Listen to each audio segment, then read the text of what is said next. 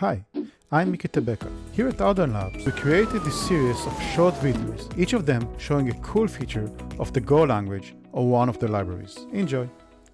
In this short, we are going to talk about example tests. This is one of my favorite features in the testing package.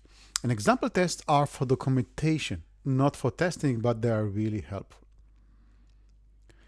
Say we have a function called ride fare, which calculates the fare for a ride given a distance and if it was a shared ride or not.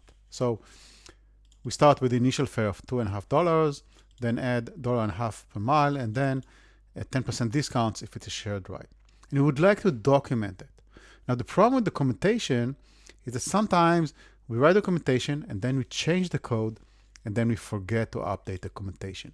If you look at this graph about the amount of flies, the code is usually never lying, then function names, comments, and documentation usually has the most amount of flies. So example tests are documentation-oriented tests. So it is a documentation, but it can also be tested. So how do we write that? You start with example with a capital E and then underscore an uppercase letter. And then you write code and print out things. Finally, you write output with a colon in a comment and then beneath it, the expected output. What Go is going to do, it's going to run this code, capture the output, and compare it textually to this output. And you see this is recognized as a test, and I can run it, and it is okay. If I'm going to change the expected output, let's say, and run it again, then it's going to say that it got 765, but actually wanted 76, what is written here.